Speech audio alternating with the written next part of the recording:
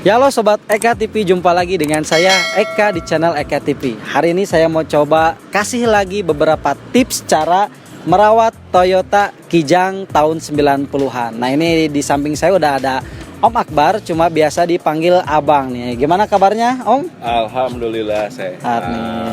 Bang, nih saya mau tanya nih, bagaimana cara merawat Toyota Kijang dan biasanya penyakit apa sih bawaan yang diderita mobil ini gitu? Oke, sebetulnya kalau Kijang itu sejauh ini yang saya alami tidak pernah ada masalah ya. Kijang seri, Gak ada gejala? Gak ada. Kijang seri pertama sampai Kijang kapsul pertama ya. Oke. Itu mungkin sistemnya masih sama karburator, Karbu. masih manual karena belum ada injection ya. Oke. Gitu. Nah, kalau sistemnya masih karburator, pengalaman saya yang sudah gitu kan, penyakitnya itu hanya di bagian kelistrikan. Pengapian mungkin? Ya, sorry, pengapian bukan kelistrikan. Pengapian ya? Pengapian ya.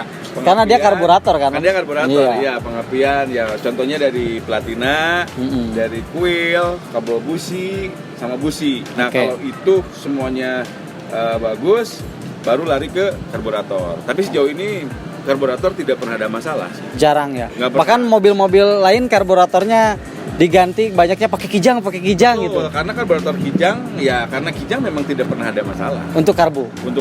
Oke. Nah, selama itu perawatannya bagus, sudah dipastikan tidak akan pernah ada masalah. Oke. Nah, saya mau tanya nih, Bang. Biasanya kan saya dengar, cuma saya belum terlalu paham ya. Ganti pelatih itu biasanya kenapa gitu? Ya, oke. Jadi gini, kalau penyakit platina itu biasanya itu karena kondensor yang sudah tidak berfungsi dengan baik, gitu. Jadi penyebabnya apa? Penyebabnya sistem kondensor yang sudah tidak umur berarti. Umur. Berarti bukan karena penyakit bawaan gimana, dia usia. Bukan. Jadi karena gini tadi, perawatan Kijang itu paling gampang ya. Kijang itu paling gampang. Kita cuman cek busi, kabel busi sama platina. Oke. Kenapa platina? Tapi kalau misalkan perangkat yang lainnya bagus, itu platina bisa 2, 3, 4, 5 tahun itu masih kuat. Wah, masih kuat. Jadi kalau misalnya kita kena pelatih juga karena umur, dia makan waktu yang cukup panjang. Jadi, ya. Tinggal dibuka, gosok pakai amplas juga itu masih bisa dipakai. Masih jalan. Itulah kelebihannya Kijang. Oke, untuk platina ya berarti. Jadi penyakitnya nggak ada, cuman itu doang. Nggak ada itu doang. Kalau mogok biasanya disebabin apa nih Om? Bisa takutnya mogok, saringan bensinnya atau full pumpnya gitu. Bensin itu kembali lagi ke kita ya, gitu. Karena kan kalau aturan perawatan mobil itu dalam setahun itu minimal kita 2 kali ganti filter bensin. Gitu, filter bensin, karena ya itu tadi kan posisi pompa bensin itu tidak sama ya. Ya, mungkin ada yang kotor, ada yang bersih gitu kan. Jadi tetap balik lagi ke perawatan kita, selain filter bensin, filter oli, radiator, itu tetap harus ada pengecekan waktu yang berkala. Jadi solusi pengapiannya biar bagus nih kalau teman-teman di jalan lagi mogok, apa yang harus dicek nih Om? Yang dicek pertama itu mungkin kabel busi dulu ya. Kabel busi. Karena penyakit Kijang biasanya berbet. Penyakitnya berbat. Ya, berbet dulu. Dia langsamnya nggak beraturan. Ya, langsam nggak beraturan. Nah, kita cek dulu kabel busi. Oke. Kabel businya bagus, gitu kan. Kita buka platina. Biasanya itu platinanya ada kotor, bintik-bintik sedikit. Kenapa itu Om?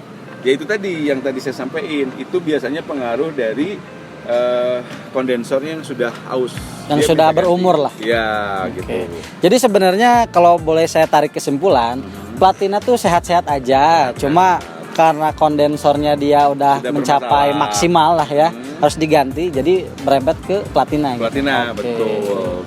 Jadi kalau teman-teman mogok di jalan tuh cek dulu kabel busi, udah kabel busi baru ke platina. Nah karburator mah nanti, jarang ya Om ya. Jangan dulu karburator, karena karburator Kijang tuh terkenal paling kuat, awet dan jarang bermasalah. Dan tidak pernah bermasalah. Sekarang tips-tips gimana kalau teman-teman subscriber pengen beli Kijang, apa sih yang harus dicek? Kalau mau beli Kijang, jadi begini, tetap balik lagi ya. Kijang itu sesuai iklannya memang tiada duanya. Memang tiada duanya. Perawatannya paling gampang, paling murah juga. Ya tapi kan Bang, takutnya ada yang apik, ada yang jorok gitu ya, kan. Nah, biar teman-teman tahu nih Pak. Kalau misalnya kita nih teman-teman nih yang baru mau nih nyobain pakai mobil tua, khususnya buat di Kijang ya, gitu kan. Kalau bagian mesin jangan pernah takut. mau serusak apapun mesin Kijang itu dia masih bisa jalan. Bisa jalan. Masih bisa jalan. Tapi takut ketipu lah, walaupun masih bisa jalan kan ada biaya, iya, Bang. Oke. Yang mana nih, yang mana? Intinya begini, kalau buat di Kijang, tetap yang paling utama itu kita dengerin suaranya aja dulu. Suara Kalau mesin. Suaranya halus, Oke. itu sudah jelas pasti komponen yang lainnya itu bagus. Oke. Nah, setelah mesinnya bagus, kita coba dari mulai wheel, kondensor, platina, karburator, kabel-kabel semuanya bagus, itu pasti oke. Gitu. Nggak akan ada permasalahan lain. Nah, Oke. baru dari situ, dari mesin baru ke AC gitu. Tapi saya punya tips. Mungkin gimana? yang orang lain nggak tahu ya. Ya. Biasa kalau saya nyari mobil, saya pertama itu nyobain AC. Nyobain AC. Ya, kalau AC-nya bagus, itu biasanya mesinnya bagus. Simple gitu. Simpel gitu aja. Nggak usah ngecek mesinnya segimana. Cek aja AC. AC Kalau dingin. AC dingin berfungsi dengan bagus, itu mesin yang lain udah pasti bagus. Bisa dipakai mobil apa aja nih? Sejauh ini kalau Semua saya mobil gitu bisa ngecek. nggak gitu. semua sih. Oke. Nggak semua karena kan tetap setiap mobil dia punya kelemahan tertentu yang Ya. mungkin beda-beda. Kalau Kijang mah berarti Kalau di Kijang AC udah ya? aman. AC aja diperiksa, AC dinyalain.